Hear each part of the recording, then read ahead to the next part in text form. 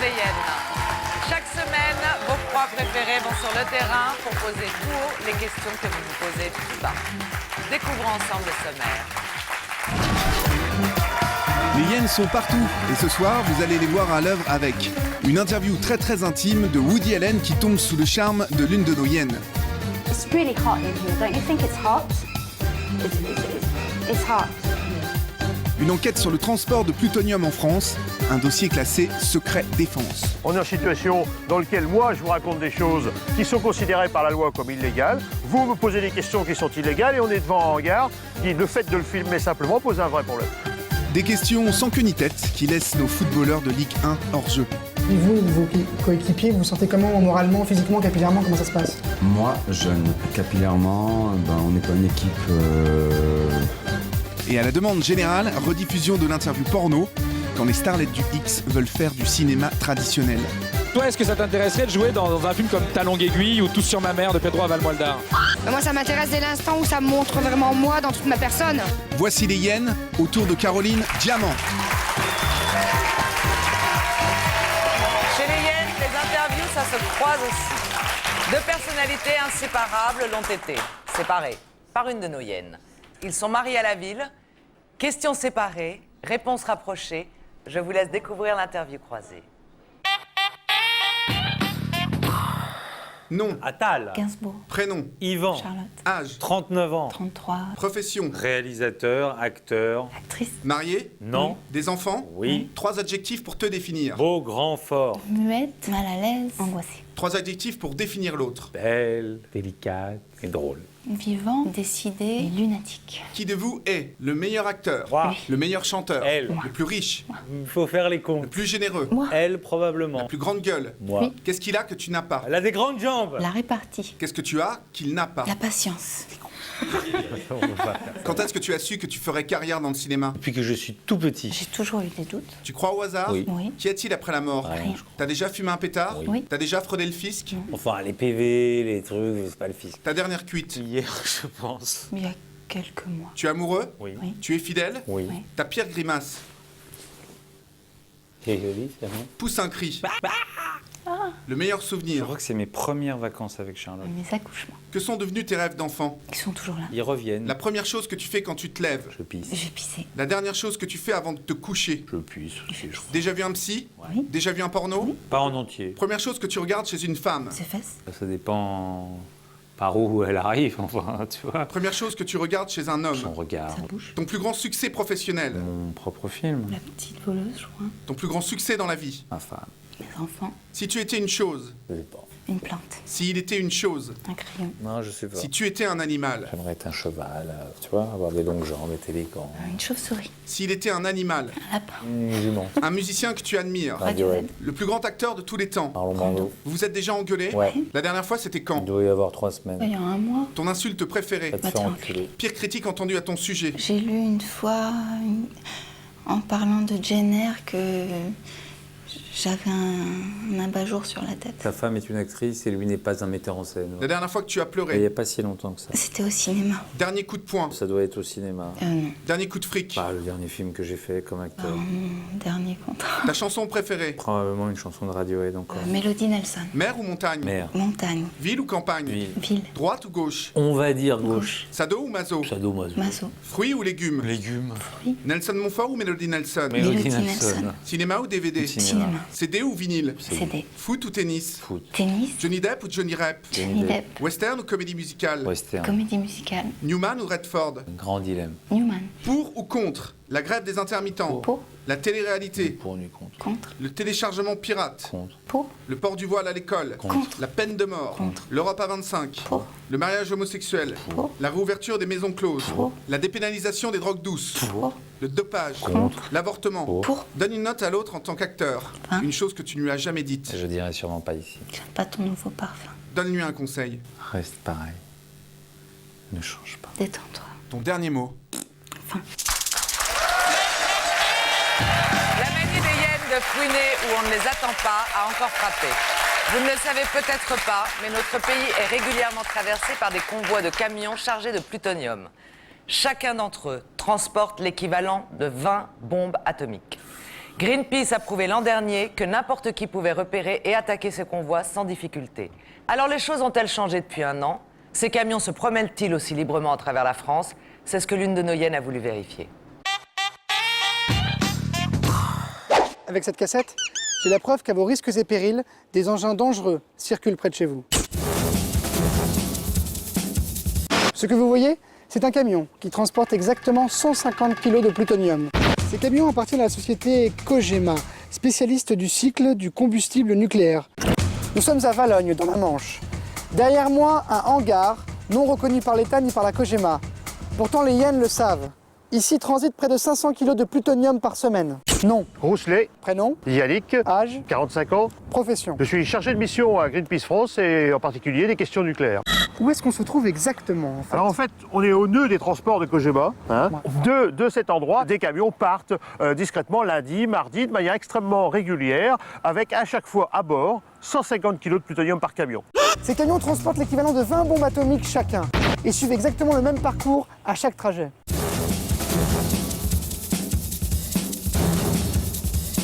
Ce camion pose deux problèmes. Le problème de sûreté, ce sont tous les risques d'accident auxquels les véhicules sont naturellement soumis. Ces conteneurs sont faits pour résister à une chute de 9 mètres de haut. C'est extrêmement clair, c'est dans toutes les réglementations publiques officielles. Or, on s'aperçoit qu'ils passent, on les a photographiés, filmés sur le pont de Normandie, sur le viaduc de Calix-Sacan. On est sur des dizaines de mètres de haut. Évidemment, ces conteneurs ne résisteraient pas à une chute pareille. Le problème de sécurité, ce sont tous les risques d'attentat ou de vol. Le risque principal, ça serait une attaque directe avec une arme anti-char. Toutes les études le démontrent, y compris les études officielles de l'IRSN, l'Institut de radioprotection nationale, celui de l'État français, ont démontré qu'une roquette passerait aisément à travers donc, ce conteneur. Est-ce qu'on se moque de vous pour parler poliment? Réponse. Le plutonium, c'est une matière dangereuse. Et donc, il y a des précautions de sécurité qui sont prises par rapport à la matière elle-même, et puis ensuite des précautions de sécurité qui sont prises en matière de transport. Si vous voulez garantir le maximum de sécurité, je ne vais pas, moi ici, ni sur Internet, ni ailleurs, aller vous expliquer à vous, à personne, les manières dont le système est protégé. Pourquoi ce site n'était pas officiellement reconnu par la Cogema? D'après vous, pourquoi? Quelle a été la réponse de l'État en juillet l'année dernière de rédiger un arrêté classant toutes les matières nucléaires et les installations nucléaires en France sous le sceau du secret défense. Mais pourquoi? Un transport de plutonium, ça relève d'une certaine procédure au niveau du ministère de l'Industrie et du ministère de l'Intérieur et du secret défense. C'est la nature de la matière elle-même qui fait qu'on classe secret défense. On est en situation dans laquelle moi je vous raconte des choses qui sont considérées par la loi comme illégales. Vous me posez des questions qui sont illégales et on est devant un hangar qui, le fait de le filmer simplement, pose un vrai problème. Sauf qu'aujourd'hui, il n'a pas d'existence, donc je voudrais bien qu'on nous explique comment on peut savoir qu'il est illégal.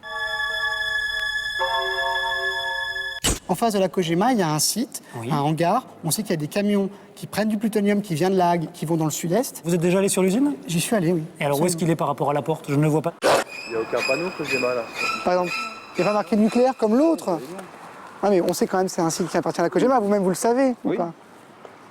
Mais on sait plein de choses et puis voilà, on raconte pas tout ce qu'on sait. D'accord. Ce site est censé être non identifié. On va vérifier. Bah, je regarde. Allô, la Cogema? Oui. La Cogema? Allô? Non, c'est pas la Cogema, là. Ah, vous avez dit oui il y a 2 secondes. Allô? Oui, mais... La Cogema? Il a dit oui. Il a dit oui. C'est formidable. Est-ce que je pourrais poser les mêmes questions à un responsable de la sécurité? Ou est-ce que je dois avoir un communicant en face de moi? Vous aurez le porte-parole du groupe Areva. C'est normal, c'est son métier. Si c'est possible. Si c'est possible. Je pourrais l'avoir si c'est possible? Le responsable de la sécurité? Oui. Non, parce que vous aurez le porte-parole. Voilà. Il est là et pour c'est pas ça. vous? Si. Ah voilà, donc j'aurai toujours vous? Oui. C'est ça qui est bien fait. Oui. Merci, monsieur Soigné. C'est moi qui vous remercie. Mais non, c'est moi.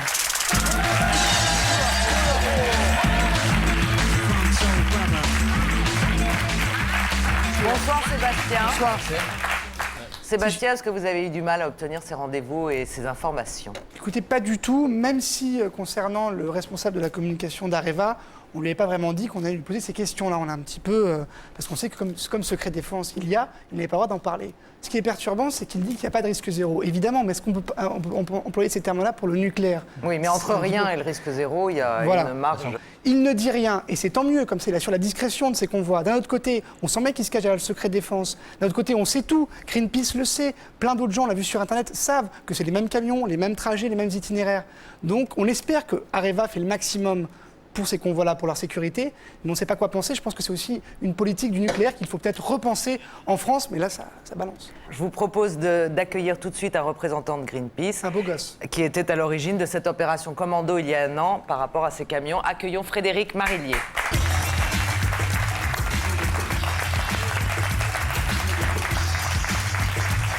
Bonsoir.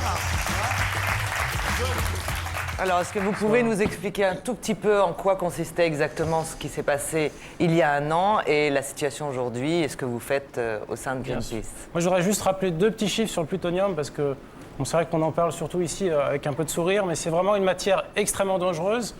Vous parliez de bombes, effectivement, avec quelques kilos, on peut faire des bombes nucléaires, mais aussi avec quelques microgrammes, c'est-à-dire une simple poussière. Si vous l'inhalez, vous attrapez un cancer quasiment certainement. Donc il faut savoir que ces transports, 150 kilos par camion, ça représente un danger extrêmement important. Donc le risque deux types pris... de peur, en fait, vous dites, il y a la peur soit que la cargaison se fasse enlever par des terroristes ou des gens mal intentionnés. Et un autre problème, c'est si il arrive quelque chose au camion et qu'il explose. En gros, c'est ça. Voilà, il y a le risque effectivement très important, soit d'actes de malveillance sur ce camion ou même d'accident de la route, avec un relargage de cette matière, notamment en banlieue parisienne ou en banlieue lyonnaise, qui sont forcément des zones à très forte densité. Ce serait vraiment une catastrophe, je dirais, nationale. Et donc, comment répond l'État quand nous pose des questions? C'est très simple pour eux. Ils répondent secret défense. Bravo pour votre combat. Merci. D'avoir été avec nous.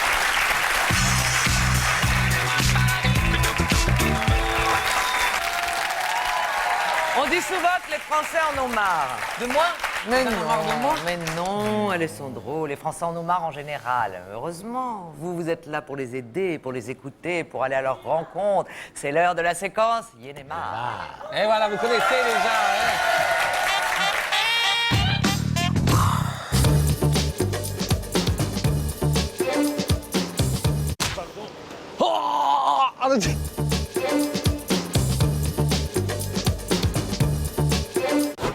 Nous sommes ici à Paris et ici, y'en a marre, mais y'en a marre vraiment. Y'en a marre vraiment, y'en a marre. Y'en a marre. Y'en a marre de marcher dans les crottes de chiens partout. Faites quelque chose dans la ville pour les merdes des chiens. Monsieur le Président, monsieur le maire de Paris. Delanoë, y'en a marre. Faites quelque chose pour les merdes des chiens, s'il vous plaît. Y'en a marre, y'en a marre. Y'en a marre. Y'en a marre de se faire exploiter par des patrons abusifs. De passer beaucoup de temps, c'est-à-dire toutes nos vacances, à aider des gens qui abusent effectivement de notre gentillesse. Vous me faites du pied là, Claudia. Ah, excusez-moi, c'était pas voulu. Ah, c'était pas voulu. C'était pas voulu. Dommage. Il n'est pas question d'être élogieuse. Voilà pourquoi il y en a marre. Il y en a marre de faire dire aux gens ce qu'on a envie qu'ils entendent. Oui, c'est ça. C'est ça mon problème. J'en ai marre de me taper mon vieux vélo. Il y en a marre de voir des gens qui veulent gagner que du fric, mais ils savent même pas pourquoi faire. Tout le monde veut des châteaux, tout le monde veut des Rolls. Moi, je veux des Rolls qui marchent à l'eau surtout. Cette merde, y'en a marre. Tout bascule et nous sommes dans CIEN International. Il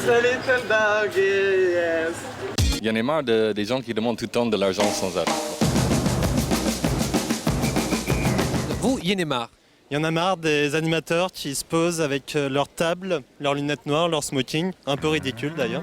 Il y en a marre de toutes ces conneries-là, que tous ces gens font du mal pour n'importe qui, pourquoi. Il y en a marre. Et il y en a marre, et il y en a marre de cette vie, et il y en a marre. On est marre. Mehdi en a marre de ne pas être rappelé par les employeurs à qui il envoie des CV. Mehdi, qu'est-ce que vous faites comme travail exactement?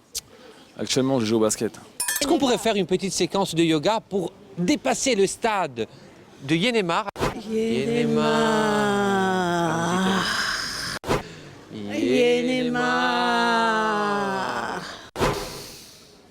Y'en a plus marre. Ça va mieux, Thérèse. Je suis coiffeur rue Montorgueil et Yann est marre de ces hommes qui viennent toujours critiquer mon travail. Quand j'ai fini, ils veulent toujours une plus belle femme qu'ils ont. Alors il faut mieux qu'ils changent de femme si elle ne veut pas changer de coiffure.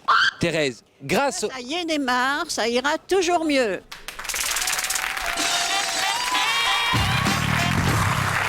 À la demande générale, nous avons reçu des fax du monde entier. Ce que vous allez voir maintenant est une séquence bonus puisque vous avez déjà découvert il y a quelques semaines cette séquence. Je vous rappelle le contexte. Notre Yen Julien s'était retrouvé dans une soirée où voyageaient plein de petites starlettes du X. Et il est allé leur parler. Écoutez bien les noms qu'il a prononcés. On regarde.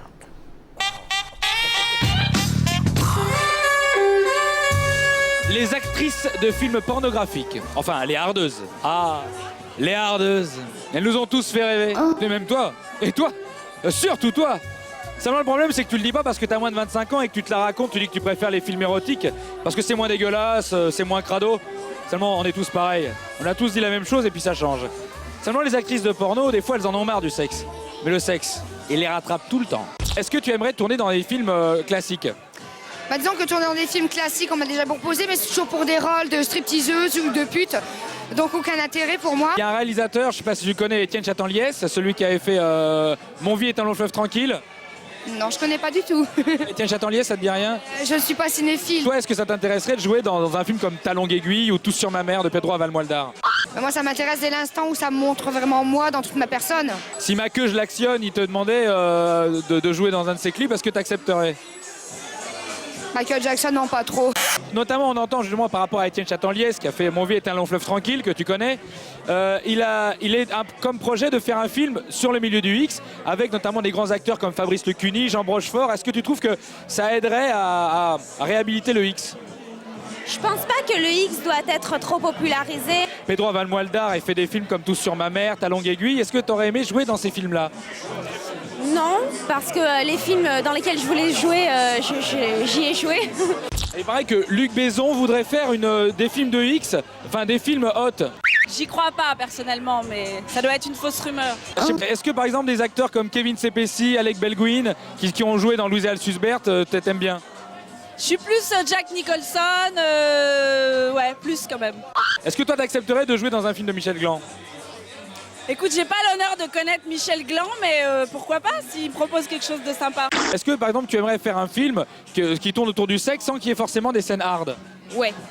Alors il y a un réalisateur espagnol qui est très connu, que tu dois connaître, c'est Pedro Valmoldar, l'espagnol. Tu le connais sûrement? Non. Il a fait Tous sur ma mère et Ta longue aiguille. Ah ça oui, je connais. Tu penses qu'une fille sexy comme toi, elle pourrait jouer dans un film par exemple de Jean-Luc Godard? Pourquoi pas? Je veux bien qu'on me range dans un tiroir de filles sexy, mais qu'on me donne quelque chose de vrai, qu'on me donne l'occasion d'aller plus loin. Kevin Spacey, Alec Baldwin et Christian Slater, incroyable acteur dans Louis et Sussbert. Donc ça, c'est des films dans lesquels tu aimerais jouer? Ah oui. Est-ce qu'on t'a déjà dit que tu ressemblais beaucoup à la sœur de Ma queue je l'actionne? À Janet Jackson? Voilà, c'est comme ça qu'elle s'appelle, la sœur de Ma queue je l'actionne? Enfin, il y en a plusieurs, mais la plus connue, c'est Janet. Non. Tu préférais tourner avec des acteurs américains comme Jack Nicholson ou Christian Slater? Comme acteur américain, je dirais oui, Jack Nicholson, Brad Pitt parce qu'il est beau. Sinon, dans A3, là, son nouveau film A3, Brad Pitt dans A3, c'est ça? Dans lequel? Ah oui, 3, non, je l'ai toujours pas vu, donc je peux pas te dire. C'est peut-être plutôt Luc Besson ou alors Jean-Luc Godard? Jean-Luc Godard, je crois.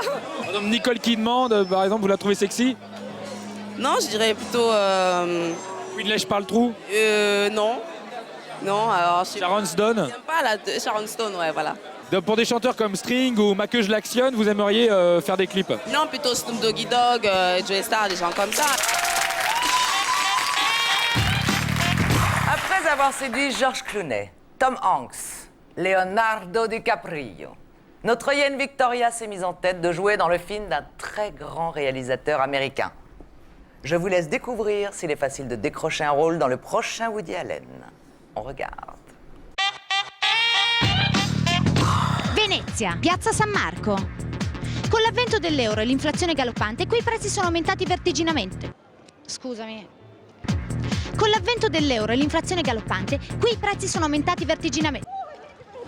Guarda, io non lo so, io non sono fatta per fare questi servizi di denuncia, io non ce la faccio. Non me ne frega niente dei prezzi di Venezia, non mi interessa. A me di fare questa roba qui non me ne frega niente.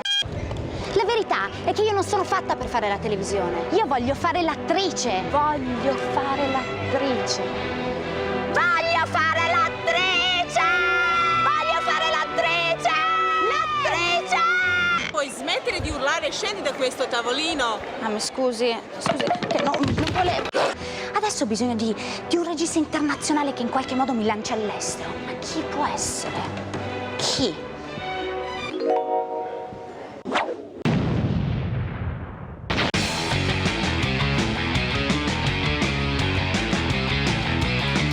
Dietro a questa porta c'è Woody Allen. Quale occasione migliore per fare un provino?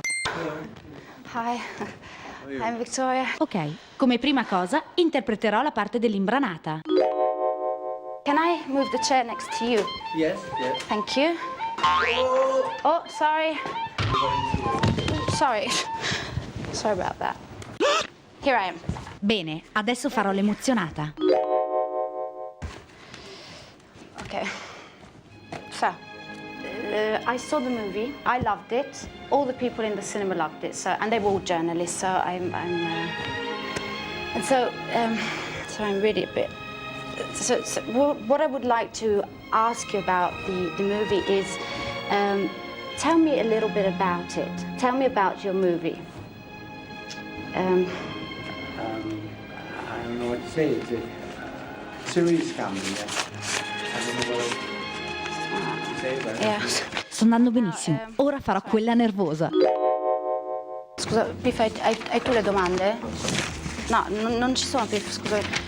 I'm really sorry. It's just that I mean I didn't see the movie, and no, I did see the movie.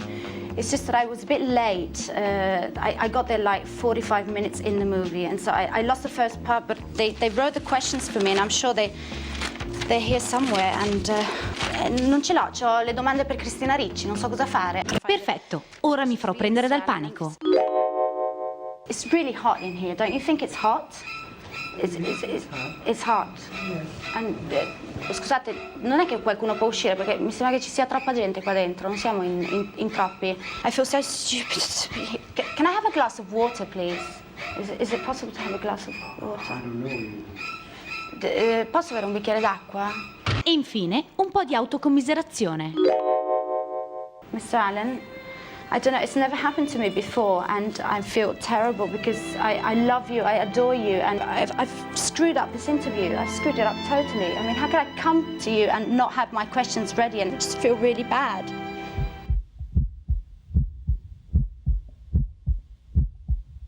Mr. Allen? Yes. Sorry, I'm just really sorry I blew it, but It's okay. This was an audition for you. Uh-huh. I think it went pretty well. What do you think? I think it went great. I liked it. I thought it was very Good? very promising. So, can I just ask you one last thing? Yes. Can I be in your next movie? I think we would be great together up on screen. We would be fantastic. Mr. Allen, we would be fantastic up on screen. Please say you will. I will. Prossimo film di Woody Allen, Victoria Cabello. I will.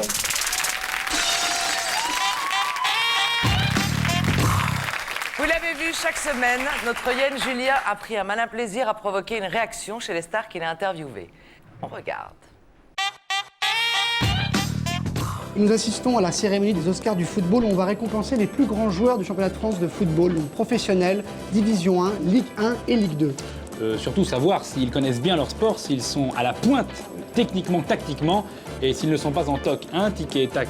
Tac et tic. C'est lui.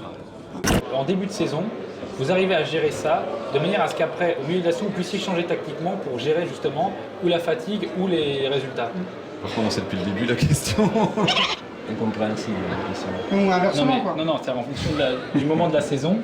Et t'as pas à fond qu'il y a moellé dans le même temps du point de vue tactique. Vous avez eu affaire à ça ou pas sur le terrain et en dehors? Pardon. D'un point de vue tactique, est-ce que vous êtes plus à l'aise quand la défense adverse est plutôt regroupée ou quand elle est un bloc fort qui ne remonte pas les ballons? Non, on n'est pas... Ça dépend. Et vous et vos coéquipiers, vous vous sentez comment moralement, physiquement, capillairement, comment ça se passe? Moi, jeune, capillairement, on n'est pas une équipe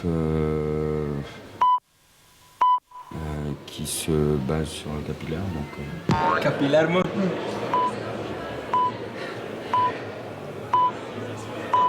Capillairement. Certains disent que votre évolution dans le jeu, dans votre équipe, est disproportionnée par rapport à tout ce que vous avez amené en début de saison, en attaque notamment. je pense que ce que vous voulez dire par là. Et si pour nous une tactique que l'entraîneur met en place par rapport au fait que ce soit un 4-4-2 et si à la fin ils doivent jouer la montre, est-ce que ça compte? Je sais pas. Est-ce que tu as évolué dans le même temps sur le plan tactique ou sur cette époque-là? Pardon. Est-ce que vous pensez que c'est par rapport à la tactique que l'entraîneur peut gérer son effectif ou inversement? Est-ce que c'est plutôt le contraire? Est-ce que il gère l'effectif en fonction de la tactique? Il y a 20 ans, par exemple, on parlait de l'évolution de la tactique. Tu disais qu'il y a 20 ans, c'était beaucoup plus facile de jouer dans l'axe puisqu'on libérait les couloirs. De toute façon, on ne connaît pas d'adversaire direct sur les côtés et qu'aujourd'hui, finalement, on mise tout sur le rater. Est-ce que ça a changé? Sur le rater? Face à vous, quand vous avez joué contre les équipes, c'est des équipes qui jouent l'improvisation, c'est des défenses qui jouent l'improvisation. Alors, ils jouaient sur le côté décousu du jeu, un fond de jeu un peu libéré, un peu... Mais je vois pas quelle chose je pourrais amener là-dessus.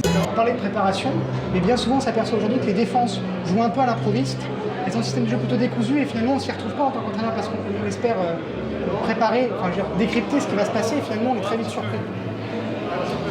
Je sais pas, j'ai du mal à rentrer Oui, mais non, mais j'ai du mal à rentrer dans votre appréciation des systèmes défensifs. Est-ce qu'on pour vous d'une tactique par rapport au fait que le défenseur en face a prévu l'éventualité de pouvoir contre-attaquer à n'importe quel moment du match en fait? Comment? Ils me disent n'importe quoi. Je me demandais si c'était des guignols ou quoi, mais oui, je sais que c'est des guignols. Arrête, c'est suffit.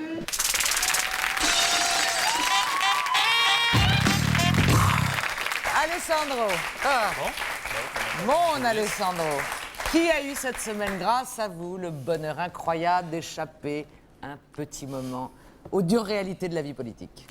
Eh bien, écoutez, Caroline, nous avons interviewé cette semaine Jean-François Copé. Jean-François Copé, la valeur montante de l'UMP, il ne se peut qu'il soit le futur Premier ministre.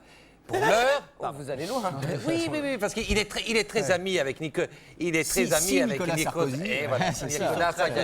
Mais en attendant, il est quand même porte-parole du gouvernement. Et voilà. Donc, à chaque fois qu'il la parole, ça doit pas être facile. Et voilà, à chaque fois qu'il porte la parole, c'est tout le gouvernement qui s'exprime à travers lui. Donc ça doit être assez lourd à porter quand même. Absolument, et entendre aussi. Eh bien, écoutez, Jean-François Copé entre les mains d'Alessandro, on regarde. Dans cette jungle touffue de la politique, et nous allons rencontrer aujourd'hui le porte-parole du gouvernement, ministre délégué à l'intérieur. Lorsqu'il y a boulette, c'est à lui de l'annoncer. Copé, Copé, Copé. Il faut faire attention parce que juste derrière vous, il y a le Premier ministre. Oui. Alors, on s'est caché ici pour qu'il ne voit pas. Non, c'est pas pour ça. Il est comment, monsieur Raffarin? Ah, il est très chaleureux. Il est très humain.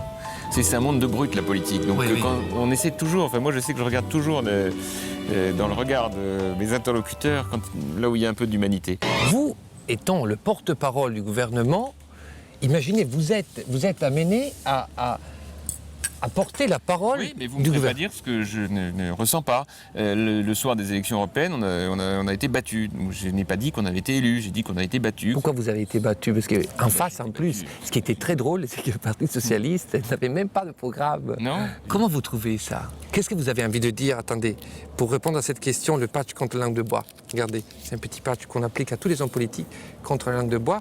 Alors, les hyènes, vous voyez, vous enlevez le patch, vous avez... Oui, tout de suite. Oui. Ça vous fait peur, le patch? C'est un patch contre la langue de bois. Et ensuite, langue de bois, je ne me sens pas concerné. Non, c'est vrai. Globalement, entre nous, je dois vous dire que jusqu'à présent, je vais le garder. Oui. Je vais l'appliquer. À qui vous voulez que je l'applique? À qui vous voulez. Allons-y, donnez un nom. Non, faites de boulot. Il nous voit ou pas, monsieur Raffin? Mais vous avez l'air très angoissé. Non, j'ai angoissé. Tout va bien se passer. Non, je vous explique pourquoi. Parce que vous avez peur qu'il vous... Non, mais j'ai peur parce qu'apparemment, ce qui s'était passé, c'est que vous voulu participer à une émission de télé-réalité, vous avez dit oui, vous étiez à la boulette. Mais c'est vrai que c'était mal engagé, parce que c'était devenu toute une polémique, parce qu'on racontait qu'on allait être en pyjama ou je sais pas quoi. Il n'en a jamais été question, jamais. Et vous avez fait des boulettes ou pas? Oh oui, des boulettes connues, en fait, des choses que Bah écoutez, on fait tout. Oui, bien sûr, on fait des erreurs dans la vie. On vous avait envoyé dans les banlieues, vous y êtes allé, c'était franchement pas votre tasse de thé. Vous vouliez serrer des mains, les gens ne voulaient pas. Il y a une histoire un peu comme ça, non? Non. Mais je suis vachement mal renseigné. Je sais pas, mais je sais pas de ce souvenir-là, non. Parce que dans les images que nous avons vues de vous, vous arrivez avec la main comme ça. Ça, c'est pas dans les banlieues, paraît-il. Apparemment, regardez, faisons-le. Donc, vous arrivez comme ça. Apparemment, il ne faut pas faire comme ça. Il faut faire comme ça. Allez, mettez la main comme ça, regardez. Il faut faire comme ça, tac, après, tac, après comme ça, non, comme ça, tac. Oui, ça, je fais ça avec mes gosses de 10 ans, oui.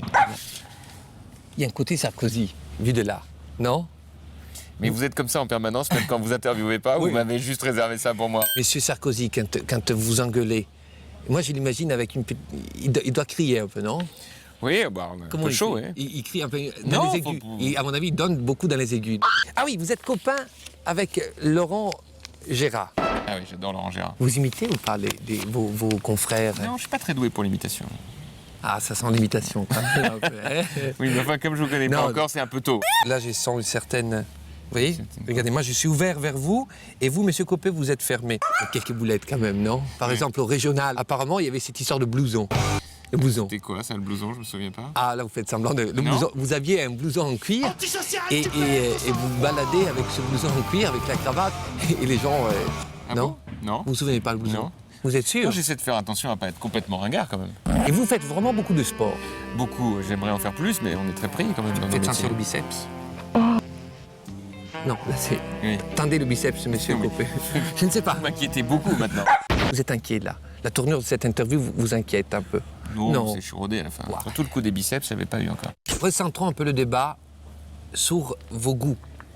Vous jouez du piano. Du clavier, plus précisément. Du clavier?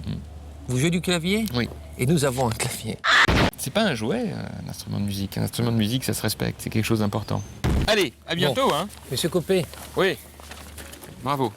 Vous êtes formidable. Vraiment. C'est quand même la boulette. Moi, je trouve que c'est la boulette. Ouais, qu'est-ce qu'on fait? Bah rien, moi, c'est votre interview, c'est pas la mienne. Petit coup de piano, pour finir. C'est beau quand même, non? On se fait un petit morceau rapide? Ah non, non. Je crois que là, c'est la boulette. Il n'a même pas voulu jouer. Je crois qu'ils vont nous dégager, là, dans quelques instants. J'ai peur. Il y a Raffarin qui arrive. Merde. Il y a Raffarin.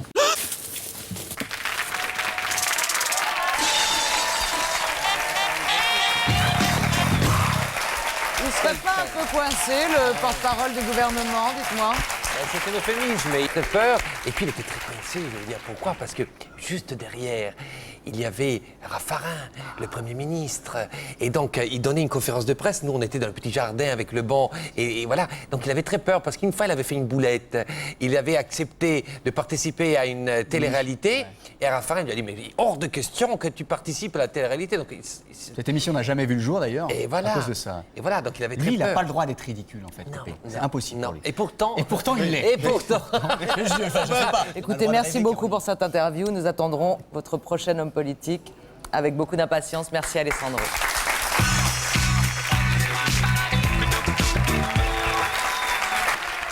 Vous connaissez tous l'adage qui dit que la musique adoucit les mœurs.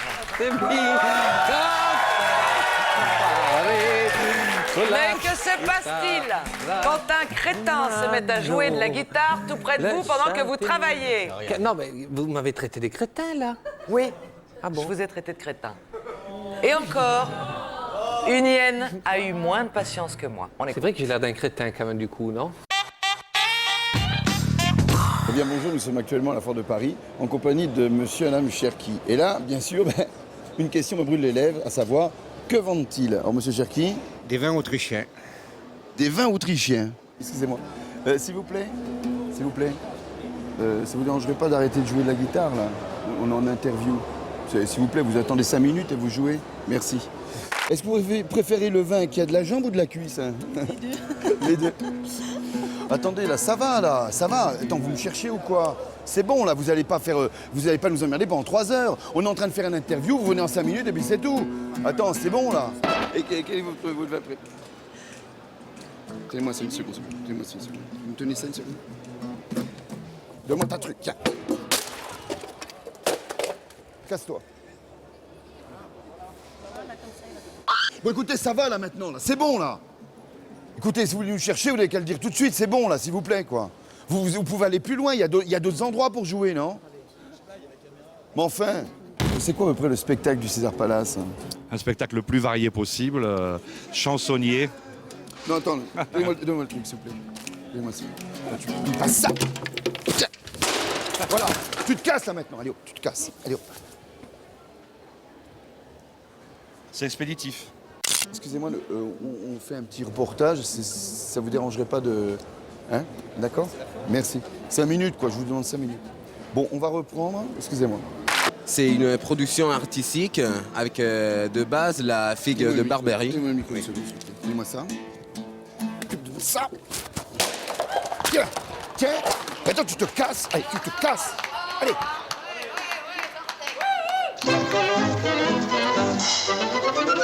Buongiorno.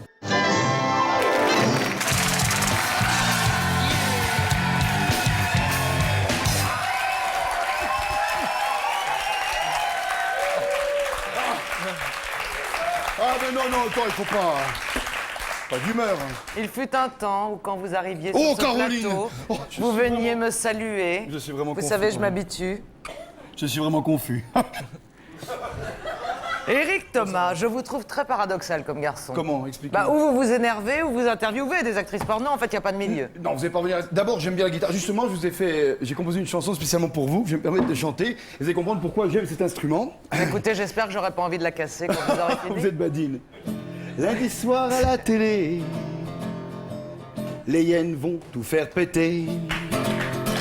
Lundi soir à la télé. Alors, politique, acteur, icône télé. Non plus qu'à la fermer.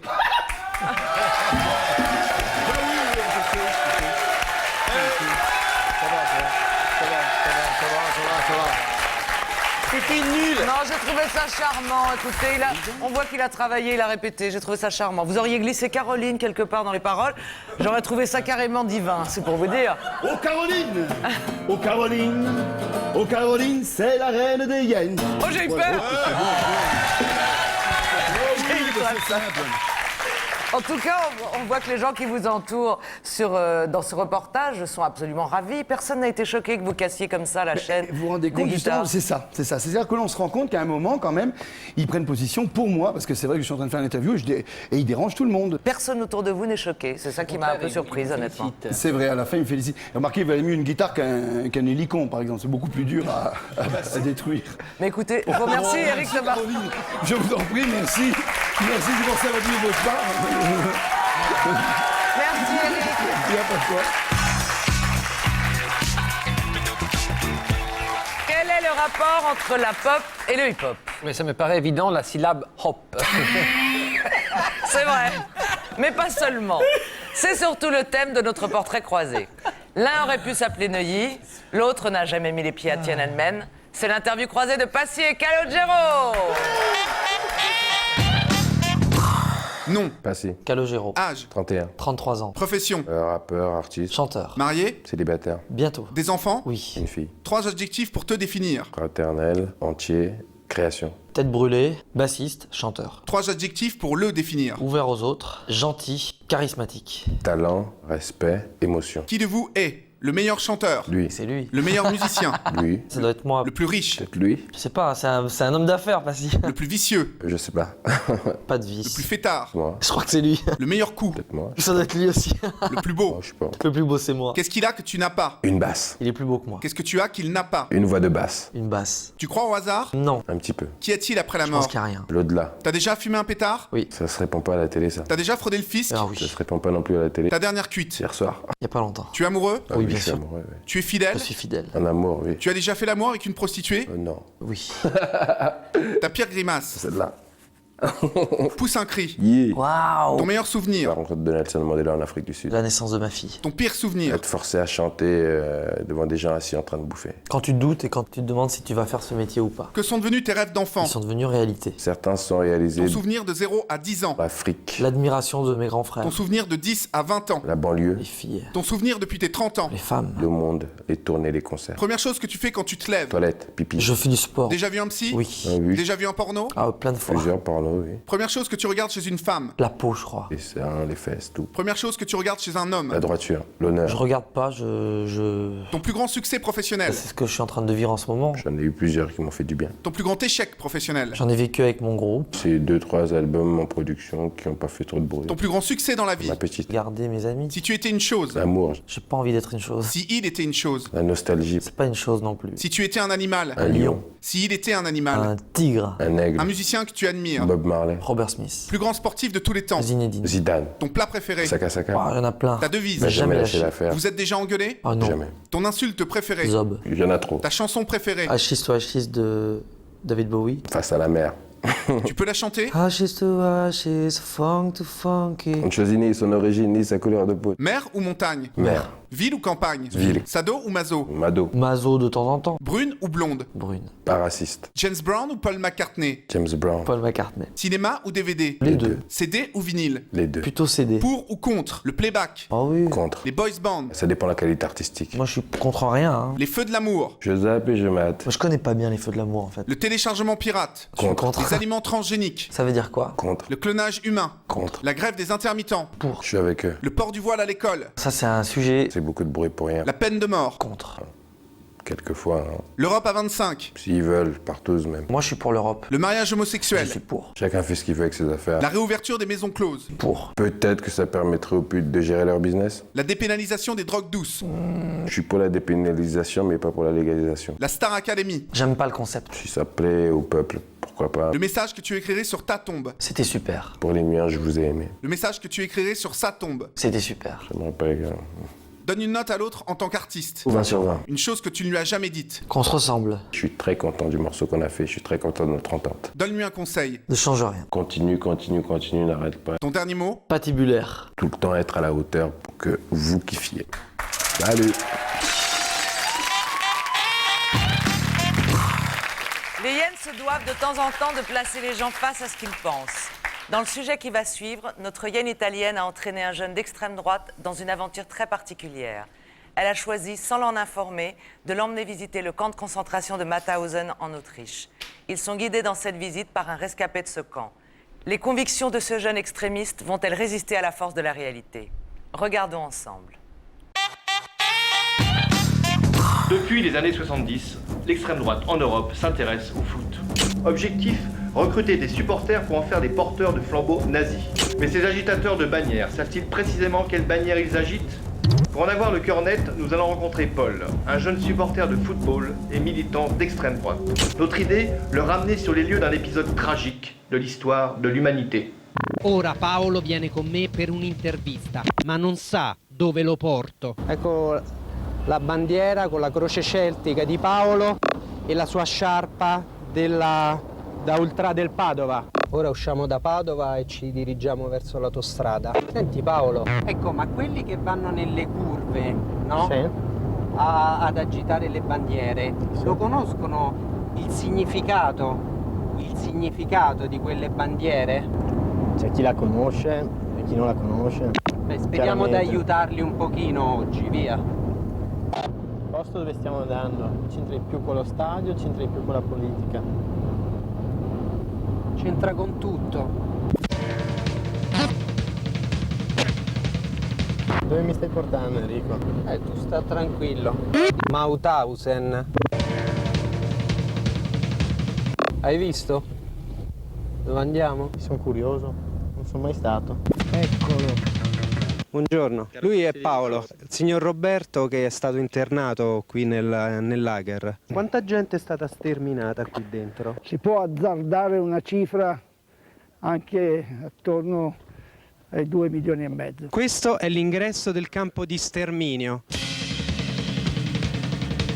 Io sono ho letto molte interviste di persone che hanno negato, dopo io non c'ero, ho negato l'esistenza di cosiddetti forni crematori, gente che è passata per questi posti, non so se siano mistificazioni o... Adesso li vedremo. Quel camino lì è il camino di un crematorio, i vecchi prigionieri ci hanno detto subito, noi siamo tutti entrati dal portone e non dimenticate che dovremmo uscire tutti per il camino. Questo è un forno crematorio a 2 bocche. Se venivano bruciati vivi, come funzionava? Arrivavano in stato comatoso, vivi o morti che fossero, figurati se in una situazione del genere si poteva perdere tempo a controllare queste piccolezze, fra parentesi.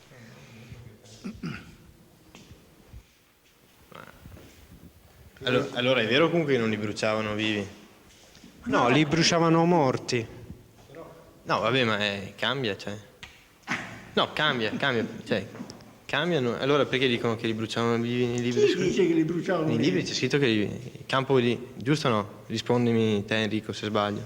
O sono io che ho studiato una storia per conto mio? Questo è l'ingresso della camera a gas. Entriamo, cerchiamo di immaginare, mentre noi siamo qui, se noi fossimo stati qui, se noi avessimo avuto questo evento di entrare in questa camera per non uscire più. Immaginiamo quanti uomini sono entrati qui e hanno vissuto questo momento che fa riflettere sull'umanità per quello che può produrre quando l'umanità perde il senno della ragione.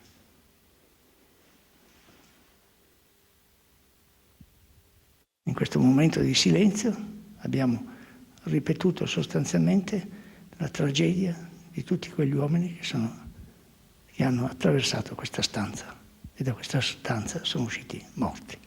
Paolo, che impressione ti ha fatto il campo di concentramento? Di silenzio. Non voglio dire più di quello che ha detto Roberto. E Roberto ha fatto un discorso molto generale perché qui si parla di una tragedia dell'umanità. Roberto, abbiamo visto il campo di concentramento nel quale lei è stato internato e dal quale molte persone non sono più uscite. Qui abbiamo Paolo che è un bravo ragazzo e è anche un militante di estrema destra. Ecco, lei cosa si sente di dire a Paolo? Di meditare, di ricordarsi le parole che a lui ho detto e di non dimenticare il mio sguardo quando io rifletto su queste cose dolorose che ho avuto la fortuna poi di lasciare alle mie spalle. Ma non dimentichiamo mai il problema del rapporto bene e male, del rapporto di convivenza fra gli uomini. Gli uomini devono convivere e non si convive con la violenza, non si può convivere con la tortura, non si può convivere con il pensiero della guerra. Convivere vuol dire elevarsi, per capirci. Il pianeta è piccolo, siamo tutti diversi, i popoli sono diversi anche fra loro e hanno tutti diritto di vivere alla stessa maniera. Questa convivenza deve essere realizzabile, altrimenti non avrebbe senso questa storia che abbiamo vissuto questa mattina. Ce qui est intéressant, Caroline, dans ce qu'on vient de voir, c'est que l'individu qu'on a vu, eh bien, il fait partie d'un club de supporters, d'un célèbre club italien.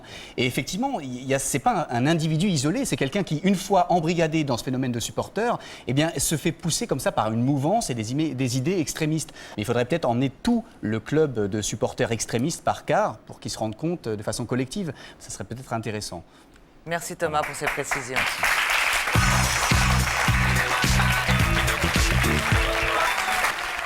Vous connaissez tous le Front National. Revenons à la réalité de ce mouvement. Et la réalité, il faut aller la chercher auprès des militants du Front National dans la rue. C'est ce qu'a fait une de nos hyènes. Elle leur a demandé de prendre position sur des thèmes aussi importants que le racisme, l'Europe ou encore les médias. On regarde. Moi, je suis Morissette. J'ai 78 ans. Je suis l'aînée de la bande de hyènes. Moi, la politique, j'y comprends pas grand-chose. Alors pour ça, je me suis rendue à une manifestation du Front National.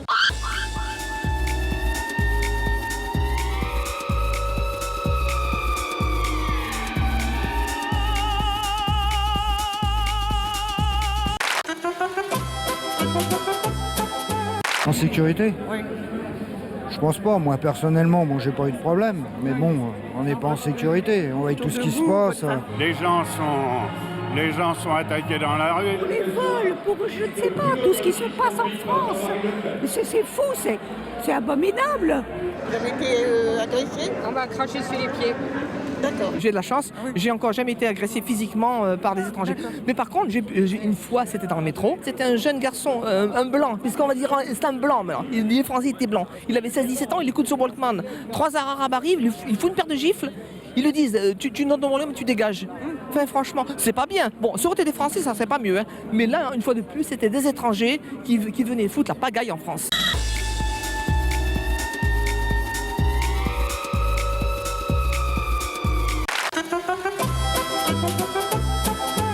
Avant, il y avait les guerres pour envahir un pays. Maintenant, il y a l'immigration. Qui parle français, je sais pas, dans les écoles, ils cassent tout. Enfin, c'est épouvantable. Je ne suis pas hostile à l'étranger chez nous, mais jusqu'à un certain niveau. Et à condition qu'ils pensent comme nous.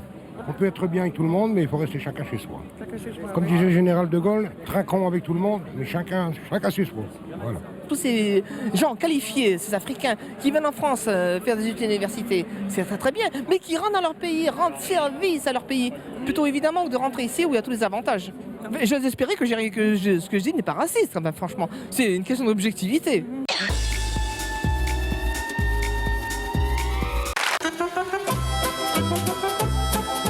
Êtes-vous pour la préférence nationale? Ah bah oui, quand même. Et pourquoi? Vous savez, la préférence nationale française. Je suis pour la préférence nationale parce que je préfère aider les miens que ceux qui viennent du tiers-monde. D'abord nos enfants, mes enfants à moi, et après les autres. Ils n'ont qu'à vivre dans leur pays, chacun son pays, chacun son devoir, chacun ses lois.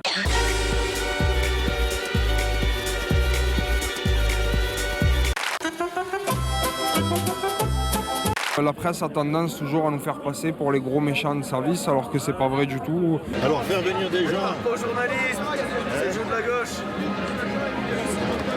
Ça fait rien. C'est les fils de la gauche, comme tu dis. Bon, on s'en fout. Ils vont le dénaturer. Non, on a l'habitude. On a l'habitude. Journalisme de gauche. Hein? Le jeu des médias. Il y a des cités comme Haute-Pierre où régulièrement, tous les soirs, il y a des voitures qui crament, des poubelles, les médias, on n'entend rien. Tout est muselé, tout est bien caché pour éviter que le Front National prenne trop de voix. Voilà. Parce que ça s'appelle le terrorisme intellectuel. Jean-Marie Le Pen est-il le sauveur de la France? Pour l'instant, on n'en sait rien. Vous n'en savez rien pour l'instant? Pour l'instant, on sait pas. Mais j'en ai marre de ça.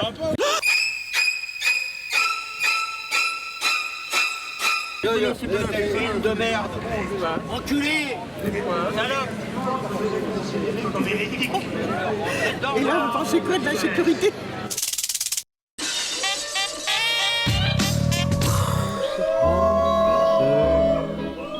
Cher pays de mon enfance, bercé de tendre insouciance, je t'ai gardé dans mon cœur. Le Front National, c'est ça aussi. Qui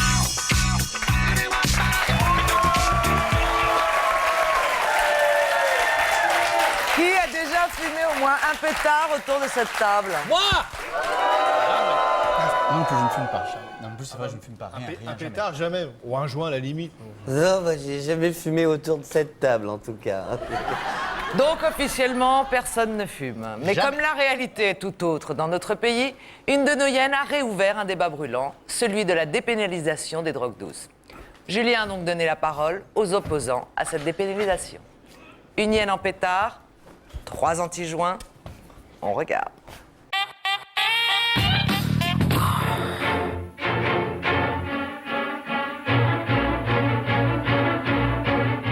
Bonsoir à toutes et à tous.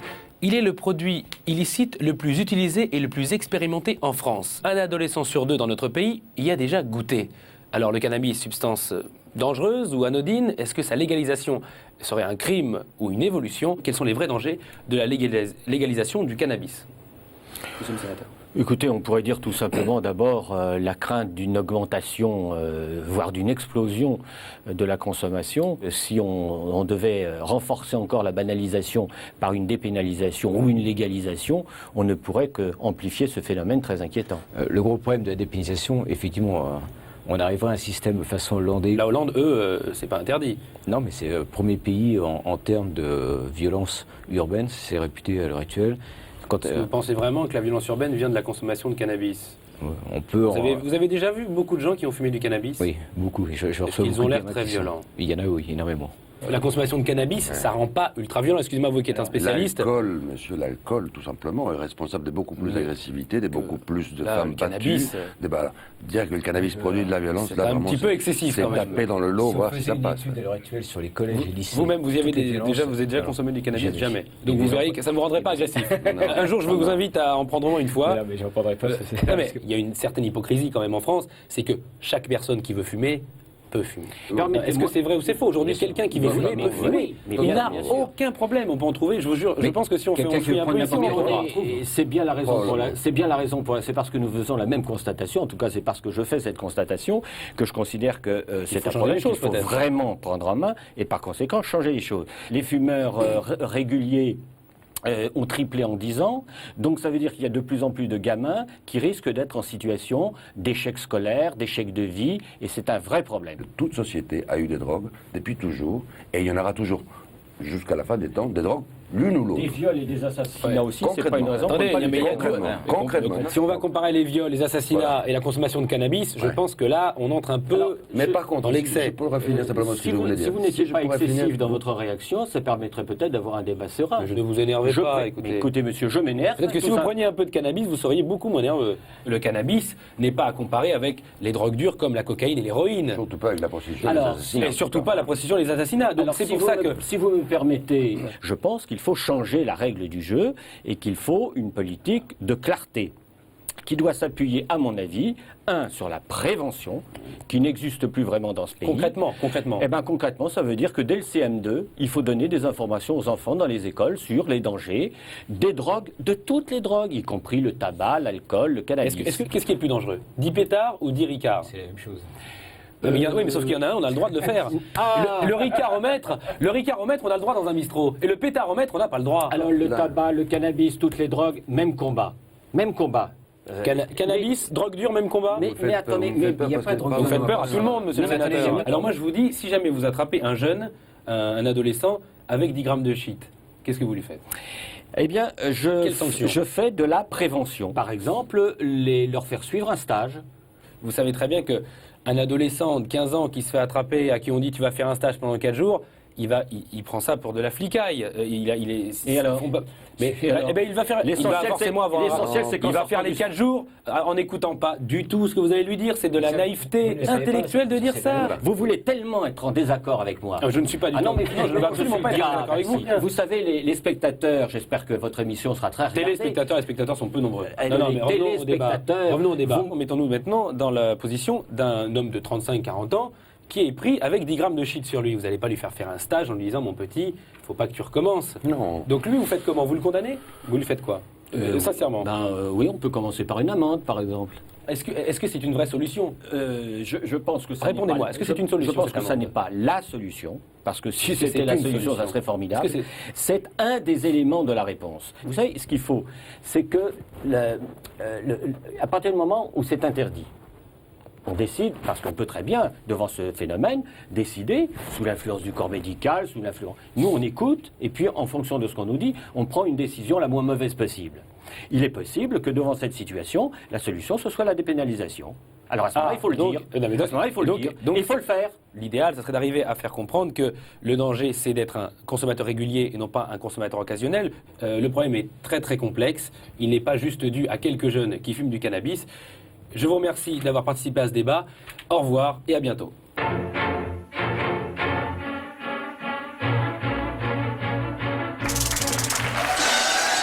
accueille Julien.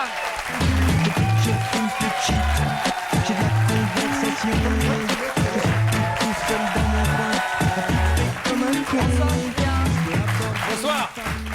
Passe-le moi, cousin. Ça se passe. Julien, est-ce que vous pensez que c'est parce qu'il y a de plus en plus de jeunes qui fument du cannabis que ce débat sur la dépénalisation revient au premier plan? Absolument. Il y a de plus en plus de jeunes qui le font et qui l'assument surtout. De plus en plus de jeunes le disent. Donc forcément, dans les sondages, quand on récupère ce que disent les jeunes... Ah, lui fume son cône, c'est très bien, il est charmant. Alors, non, ce qu'il y a, c'est que le problème, c'est pas tant qu'on fume un joint, même si, bon, c'est jamais très bon, mais encore que... Mais ça, j'ai pas le droit de le dire. Non, vous rigolez pas, on est Non, sur non, France non, 2. oui, Je peux pas me permettre, non. Non, par contre, c'est la consommation régulière et intensive qui peut être dangereuse. Donc voilà, donc forcément, on se penche sur le problème. Puisqu'on sait que le cannabis est utilisé parfois de manière thérapeutique, est-ce que chez les sportifs, ça n'apaise pas tout simplement les douleurs musculaires? Effectivement, au niveau thérapeutique, dans des pays comme les États-Unis, on peut autoriser de fumer du cannabis justement pour calmer les douleurs. Ça, c'est vrai. En France, ça n'est pas possible. Mais malheureusement, aujourd'hui, oui, vous vouliez dire quelque chose? J'ai eu un camarade un jour qui a fumé du cannabis parce qu'il avait un glaucome prescrit par un médecin. Oui. Sérieux. Non, mais c'est possible. Non, si, ça arrive. C'est vrai que ça a des vertus apaisantes et donc justement, c'est comme un médicament. Donc on ne peut pas en prendre comme ça. C'est comme si on disait bon ben on va prendre du Subutex. Vous connaissez bien le sujet. Comme ça à la volée qu'on peut en acheter n'importe où. C'est quand même dangereux à haute dose. Alors vous allez me dire oui mais le tabac et l'alcool sont aussi des drogues dures et elles ne sont pas interdites. Eh bien le tabac et l'alcool sont aussi des drogues dures et pourtant elles ne sont pas interdites. C'est intéressant que vous me posiez cette question. Et bien la différence c'est que le tabac et l'alcool sont des drogues qui sont ancrées dans la société depuis longtemps. C'est-à-dire que ça fait partie de la société, de nos mœurs, voilà, de nos traditions, de notre culture. Donc c'est très dur de revenir en arrière. La différence, c'est que le cannabis, c'est plus récent. Donc, on peut encore essayer de faire en sorte que ça ne soit pas trop... Mais quelles seraient les conséquences de la légalisation du cannabis? La bonne, c'est qu'on arriverait à réguler ça. C'est-à-dire qu'il n'y aurait pas de contrebande, donc on pourrait faire en sorte qu'il n'y ait pas de mauvaise qualité, qu'il n'y ait pas d'autres drogues planquées dedans. Bon, le mauvais côté, c'est que, bon, effectivement, à partir du moment où c'est légalisé, c'est encore plus facile de s'en procurer et c'est pas forcément une bonne chose. Merci beaucoup pour ces explications, Julien.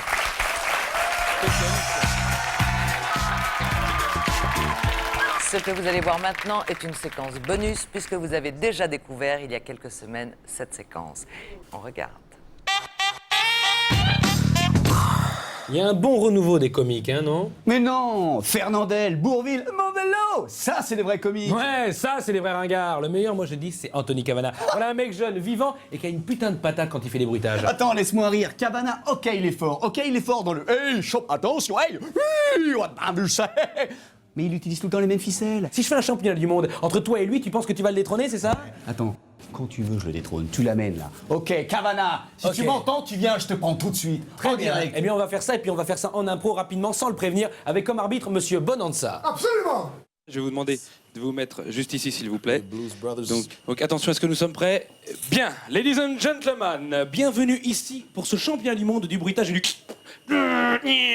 J'ai à ma gauche le champion du monde de toute catégorie, Anthony Cavana, dit le meilleur. Et à ma gauche, son challenger officiel, Thomas Boulogne-Biancourt. Ils vont participer à une joute verbale, une joute de bruitage, avec notre arbitre officiel qui est Serge Bonanza. Monsieur Bonanza dira qui doit faire le bruitage, si c'est Anthony, Thomas ou les deux en même temps. Vous êtes prêt, Anthony? Vous êtes prêt, Thomas? Ouais, je vais le laminer. Bien. Vous allez me faire la guerre du Vietnam. Anthony. Johnny, please no Johnny Jump. Thomas. Très bien. Maintenant, vous allez me faire le chinois belliqueux. Thomas. Anthony.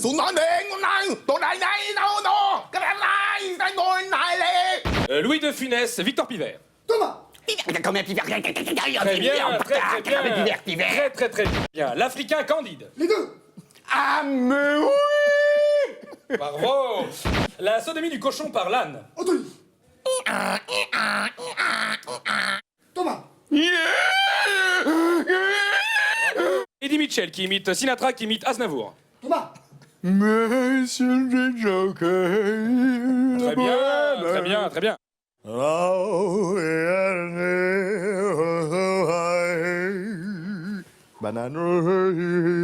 Maintenant, vous allez me faire Pierre Richard dans Perrin Campana. Anthony. Pas mal. Galabru a une dysenterie. Anthony. Bon. Stop. Dernier défi, le beatbox dans ta face. Les deux.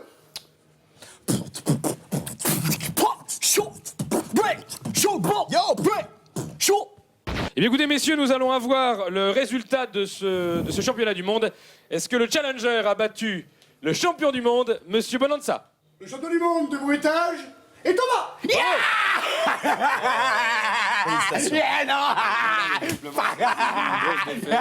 Il méritait de gagner. Je pense qu'il en avait plus besoin que moi. Qu'est-ce que vous allez faire maintenant?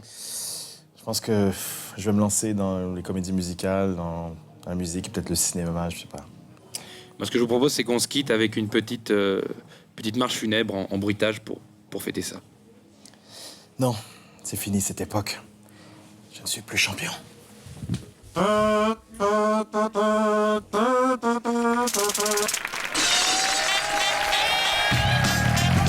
Voilà, cette émission est maintenant terminée. Merci d'être resté avec nous. Bonsoir, à la semaine prochaine. Bonsoir.